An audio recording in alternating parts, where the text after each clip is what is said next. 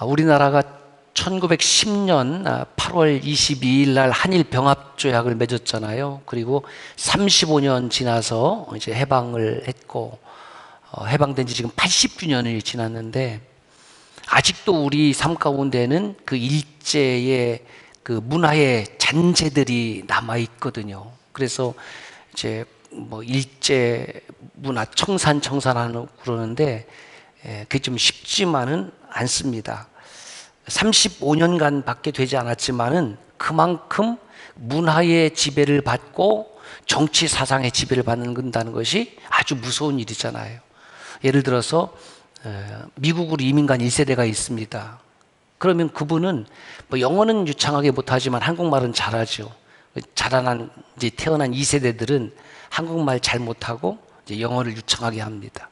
그러면 이 사람들은 2세대는 한국 사람일까 미국 사람일까? 당연히 아메리칸이죠.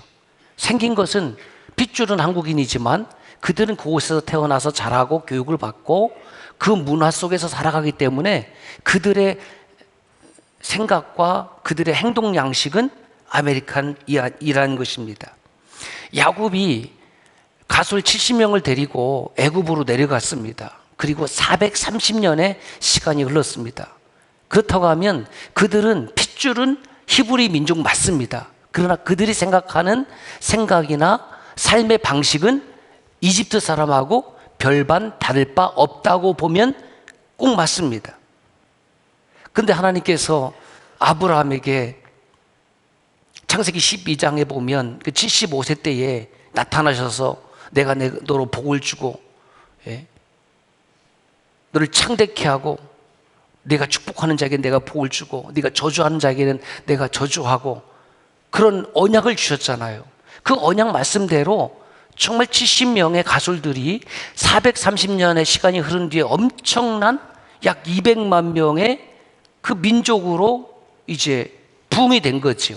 그 문제는 뭐냐 하면 수는 그렇게 부흥이 됐는지 모르겠지만 그들 가슴 속에 그들의 영 속에 하나님이 없는 거예요.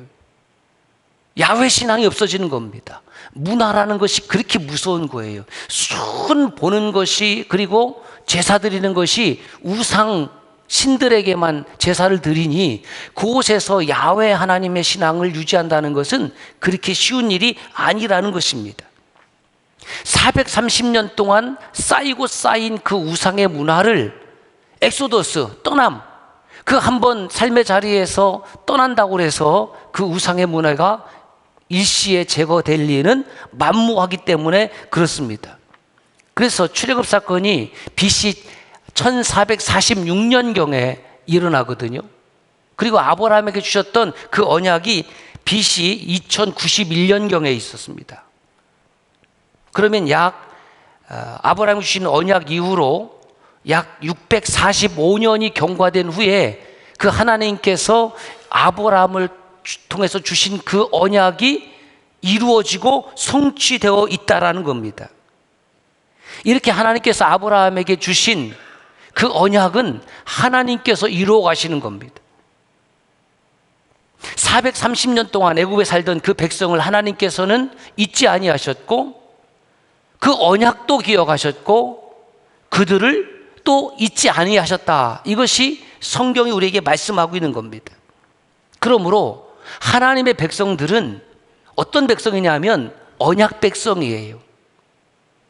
우리가 이 예배당에 모여서 주님 오실 때까지 예배를 드리는 이유는 뭐냐면 하나님께서 주신 언약을 우리들이 믿고 그 언약의 성취를 기다리며 살기 때문에 주일이면 우리가 모이는 거예요. 우리는 언약 백성입니다. 여러분, 약속이라는 것 얼마나 소중합니까? 누가 나에게 밥 사주겠다, 그 약속을 잡았어요. 어떻게 해야 됩니까? 반드시 지켜야지. 그렇죠? 반드시 지키는 거죠. 약속을 했으니까 자 한잔을 합시다. 그 약속도 지키는 거예요.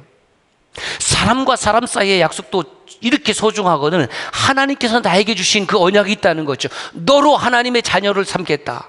내가 너의 영원한 하나님이 되겠다. 내가 너를 영원토록 책임져 주겠다. 이 언약의 말씀이 우리에게는 복인 줄로 믿습니다. 그러므로 그리스도인의 삶이라는 것은 하나님의 언약 안에 살아가는 거예요. 언약 안에. 어항에 물고기가 있습니다. 그 물고기가 지금 어디 안에 살아가고 있는 거예요? 물 안에 살아가고 있는 거예요. 물 안에. 예. 자기가 그것을 인식하고 있지 못하더라도 물어보세요. 집에서 혹시 금붕어를 키우는 우리 성도님들 있으면, 얘야, 내가 오늘 교회 갔다 왔더니 물어보랜다. 뭐예요, 주인님? 너는 지금 어디 안에 살고 있니? 몰라요. 근데 내가 말해주는 거예요. 너는 물 안에 살고 있는 거야. 아, 그래요? 몰랐어요. 예. 아, 깨달을 수도 있지만, 아닌데요? 모르겠는데요? 너는 물 안에 살아야 돼. 아, 물 밖에 살면 안 되나요? 안 돼. 아, 싫어요. 전 물 밖에 살 거예요.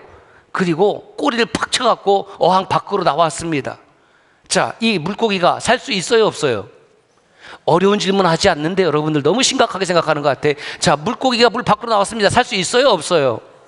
없지요. 그런데 있어요. 물고기가 바깥으로 나왔거든요. 나오는 순간 죽는다고 그랬는데 안 죽고 있네. 아, 눈도, 예, 제가 눈을 크게 떠도 더 이상 크게 떠지지 않습니다. 더 많은 것을 기대하지 마세요. 크게 뜨고, 이야, 내가 살았네. 오뻥이었네. 나 어항 밖으로 나가면 죽는다고 그랬는데 나 살고 있잖아 라고 생각하는 순간 의식이 희미해지고 뀨뀨뀨뀨 해갖고, 예? 따라 삽시다. 죽은 자는 말이 없다. 그 죽은 금붕어는 말이 없는 거예요.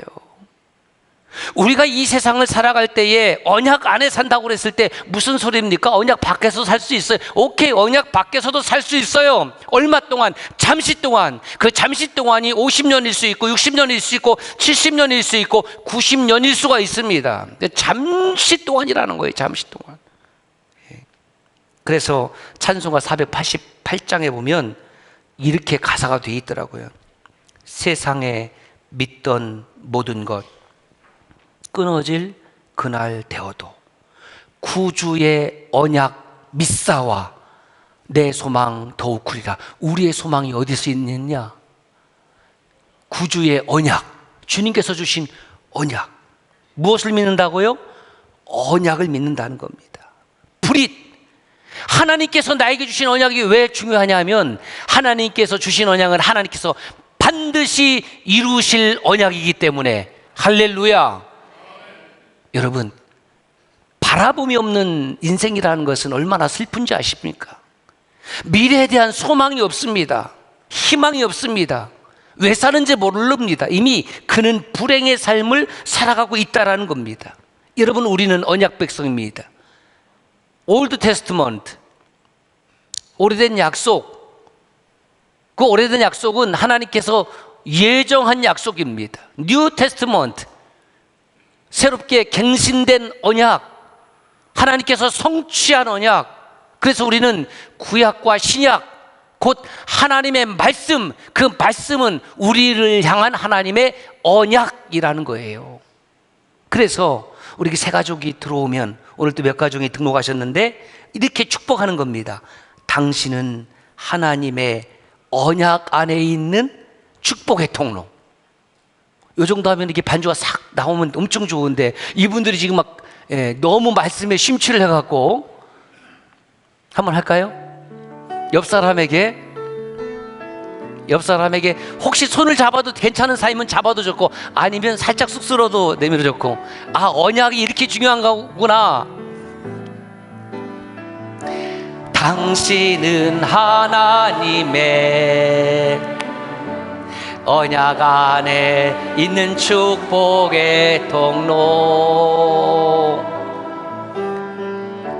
당신을 통하여서 열방이 주께 돌아오게 돼. 당신은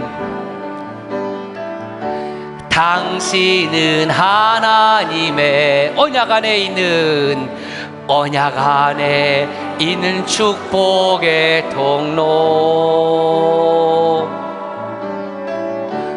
당신을 통하여서 열방이 주께 예배하게 되리.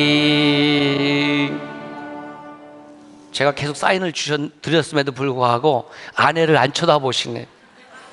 네. 이따 두 분만 제 방으로 오세요.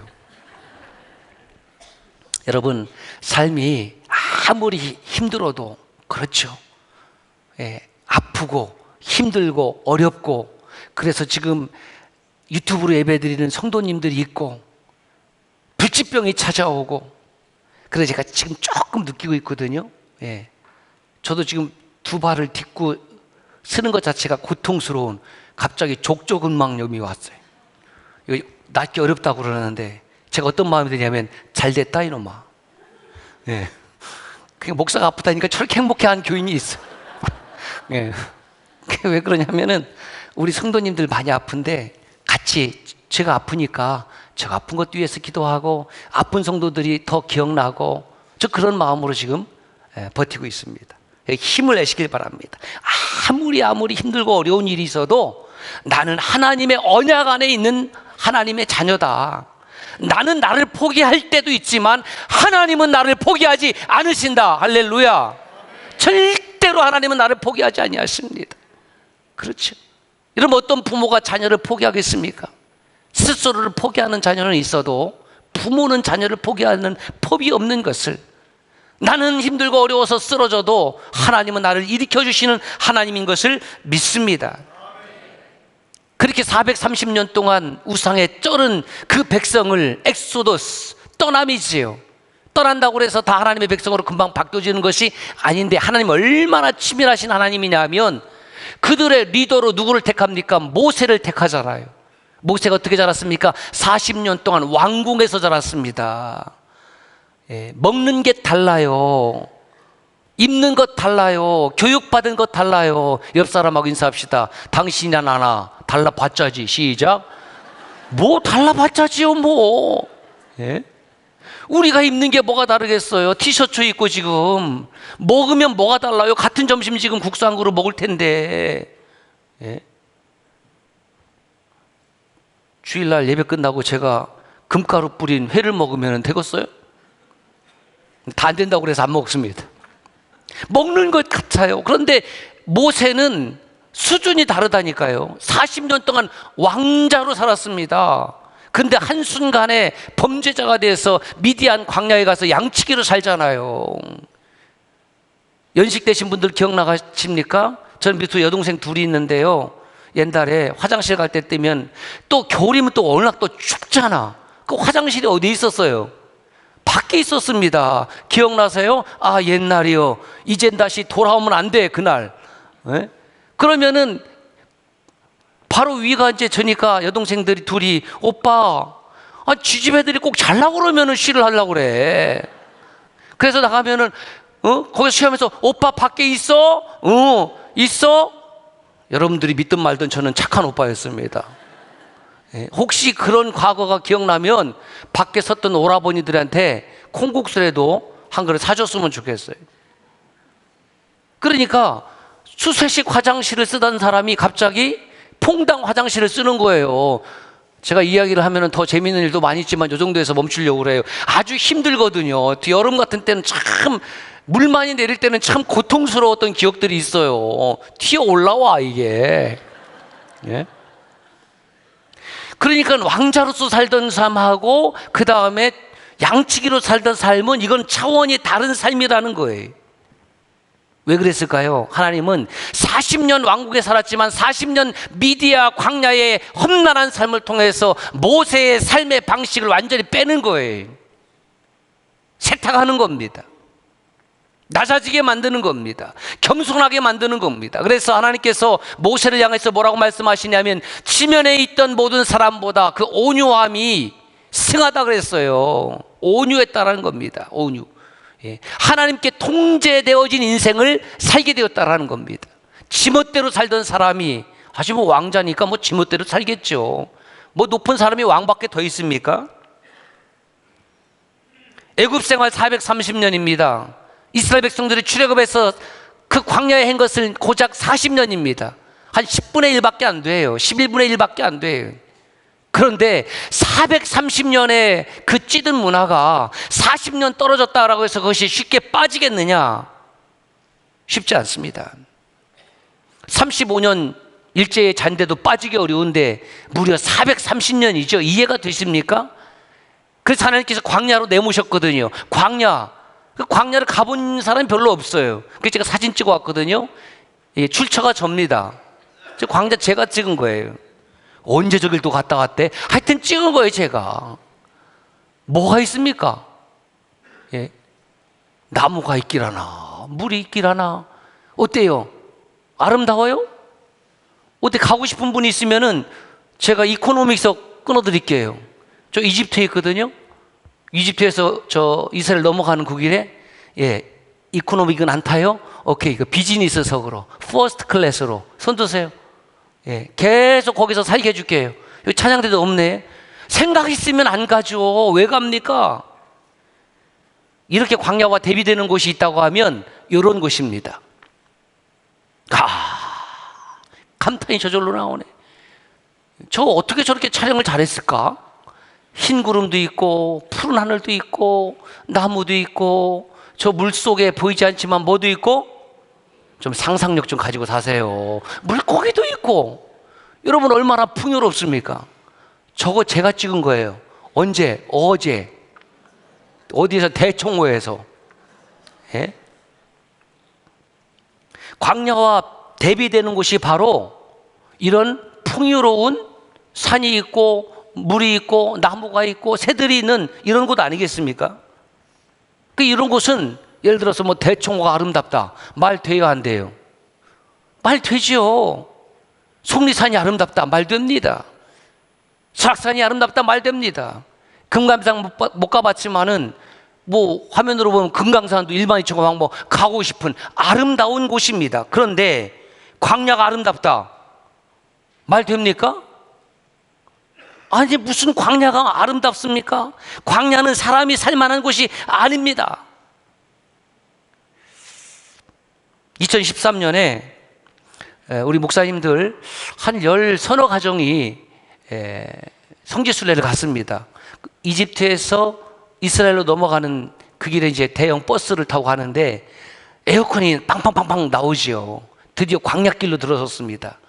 그때 제가 그 성지순례단에 총무를 맡고 있어서 제가 버스를 세우고, 목사님들, 우리가 이 출애굽의 이야기를 얼마나 잘 알고 있습니까?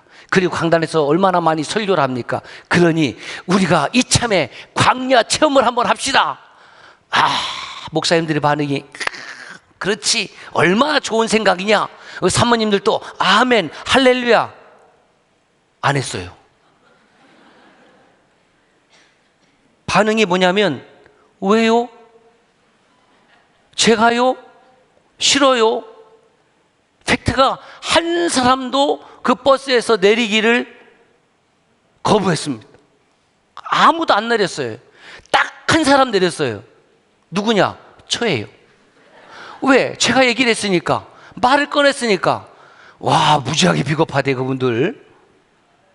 그래서 할 수 없이 저에게 10분간만 시간을 달라고 그랬습니다. 예, 그리고 저는 광야길을 걸어봤습니다. 분명히 저는 광야길을 걸을 목사입니다. 그런데 괜히 걸었어. 여러분, 5분 걷는 길도요, 내리쬐는 태양에서 아무것도 없는데 이제 상상을 하는 거죠. 힘들고 어렵고 불평이 오토매틱으로밖에 나올 수가 없습니다. 사랑하는 형제 자매 여러분, 우리가 구약과 신약 하나님의 말씀을 통해서 무엇을 만나냐면 하나님의 백성들을 만나는 겁니다. 하나님을 만나고 우리 믿음의 선조들을 만나는데, 그 믿음의 선조들은 어떤 사람들이었냐면 좋은 환경 속에서 승리한 사람들이 아니었다라는 거예요.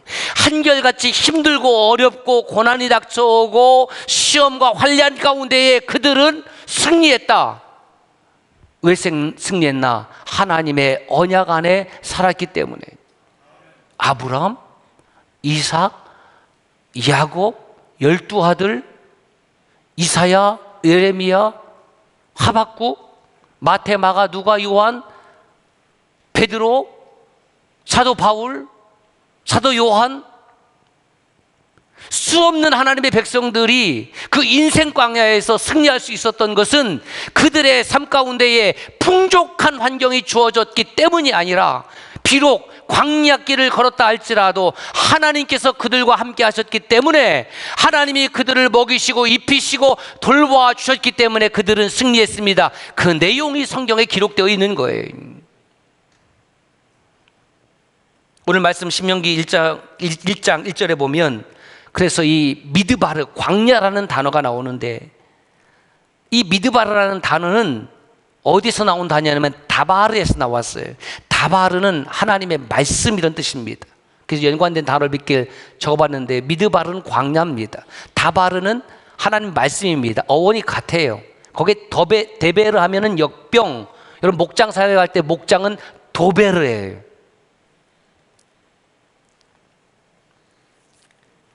그래서 신명기서는 이 하나님의 말씀을 되풀이해서 우리에게 말씀해 주는 겁니다. 우리가 광야 행진을 하고 있지만 좀 시간을 거꾸로 앞으로 보내버리는 거예요. 쭉 앞으로 보내버리면 이제 광야 40년이 끝났어요.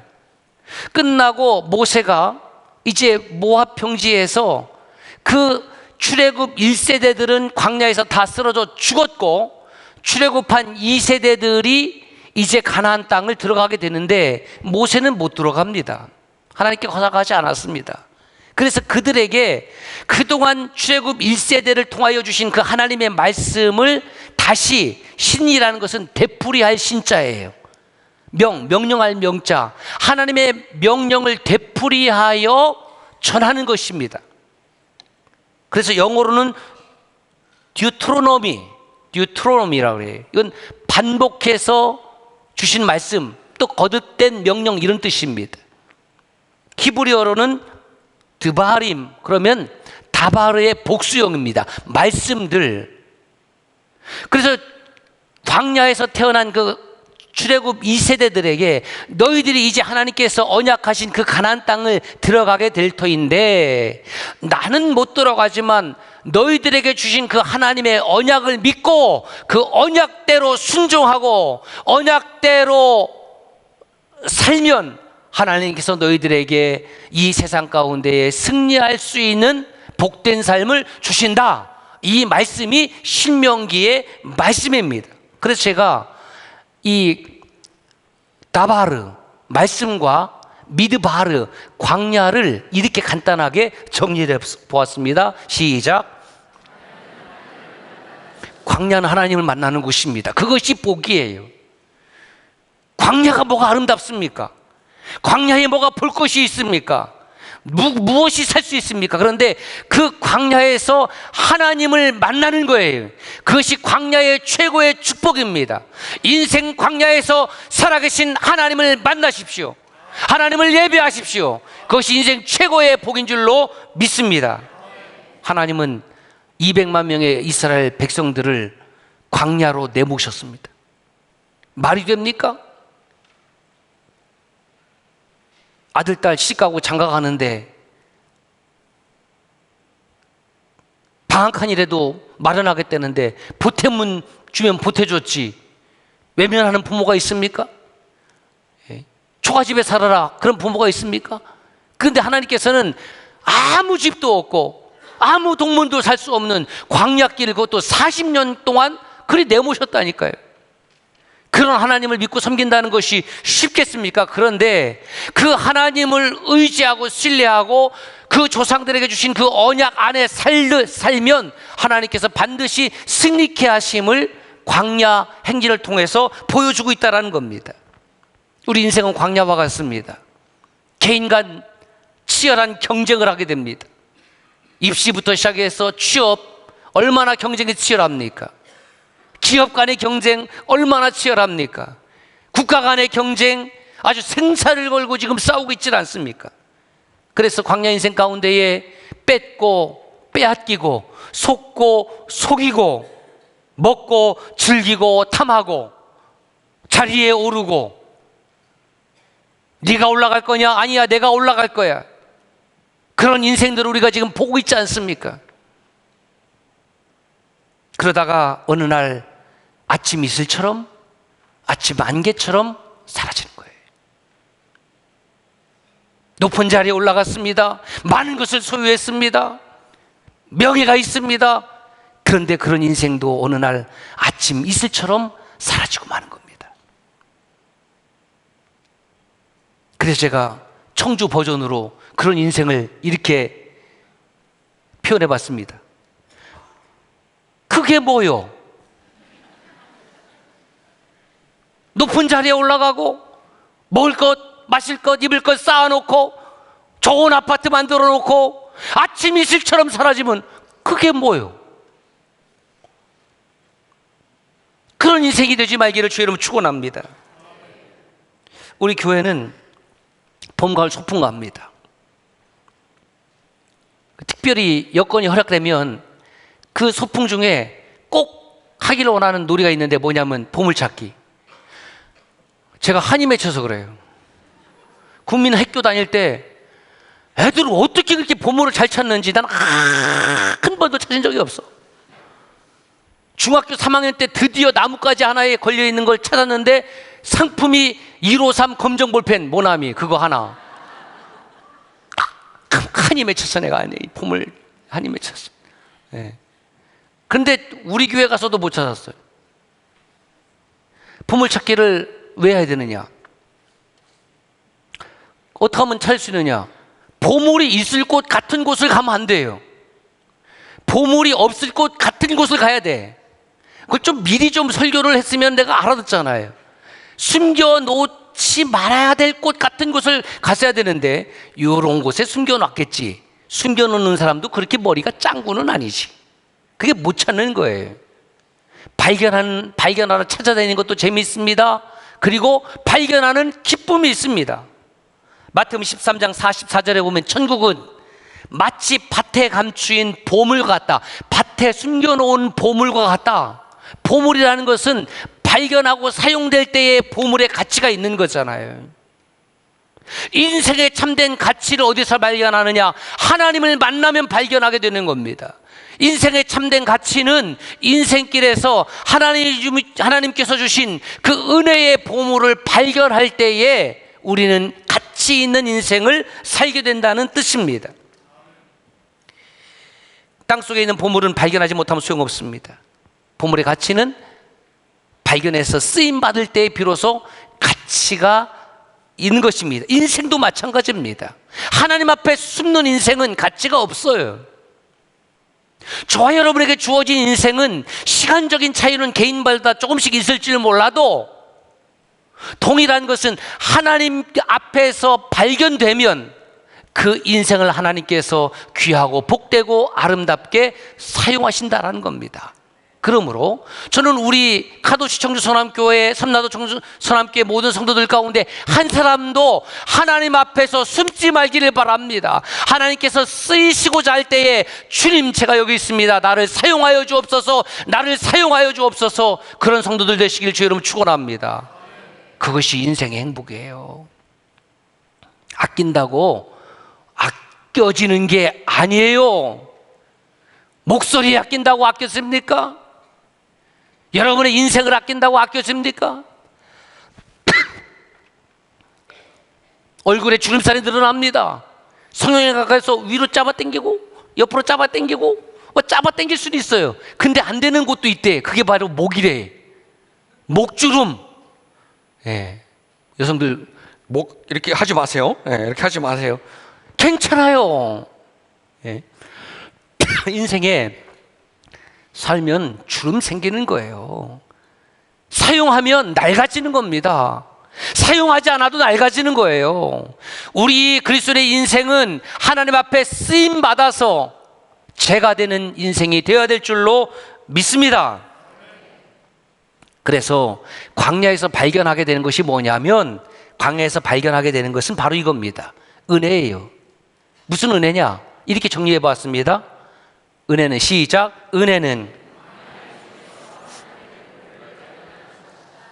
우리가 광야 행진을 좀 더 앞으로 세밀하게 살펴볼 텐데, 그 40년 광야 행진 가운데 하나님은 곳곳에 하나님의 보물을 숨겨 놓았다는 거예요. 숨겨 놓았는지 안 놓았는지는 몰라요.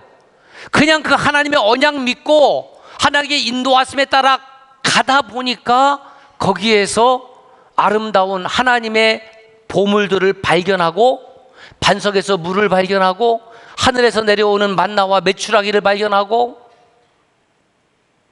구름기둥과 불기둥을 발견하고, 열두샘을 발견하고, 쉴 곳을 발견하고, 성막을 하나님 주시고, 그 광야 행진 가운데 이스라엘 백성들에게 어마어마한 은혜를 주셨듯이 오늘 또 저와 여러분의 인생 가운데에, 광야 행진 가운데에 하나님이 주신 보물들을 발견하며 살아가는 그 기쁨이 가득한 저와 여러분들 되시기를 주의 이름으로 축원합니다. 광야 행진을 통해서 하나님의 보물을 믿음과 겸손과 순종으로 발견할 때에 그 광야는 더 이상 삭막한 곳이 아니라 기쁨의 장소, 은혜의 장소, 축복의 장소가 될 줄로 믿습니다. 그래서 제가 이렇게 정리됐습니다. 하나님이 동행하시는 광야 행진은 가로. 여러분들이 넣어야죠. 왜 저만 갖고 그래? 근데 제가 착하잖아요. 표정이 왜 그래요? 자, 저렇게 착하게 써놨잖아요. 시작. 하나님이 동행하시는 광야 행진은 외롭지 않습니다. 할렐루야. 그 다음에 또 광야 행진을 함께하는 당신을 가로 열고 쓰세요. 어떡할까요? 제가 착하잖아요. 시작. 광야 행진을 함께하는 당신을 사랑. 좀 하세요. 부부끼리 좀 다시. 부부끼리 뭐 마주보고, 부부가 아니어도 시작.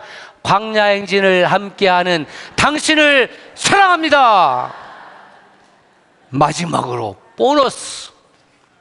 하나님이 숨겨놓으신 보물 때문에 광야는 가로 열고, 뭘까요? 다시 한번. 하나님이 숨겨놓으신 보물 때문에 광야는 아름답습니다. 맨 처음 아무것도 없는 광야 사진을 보여드렸습니다. 광야가 왜 아름다울까? 인생 광야에서 함께 해주시는 하나님은 물론 계시고, 그리고 또 이런 분도 있습니다.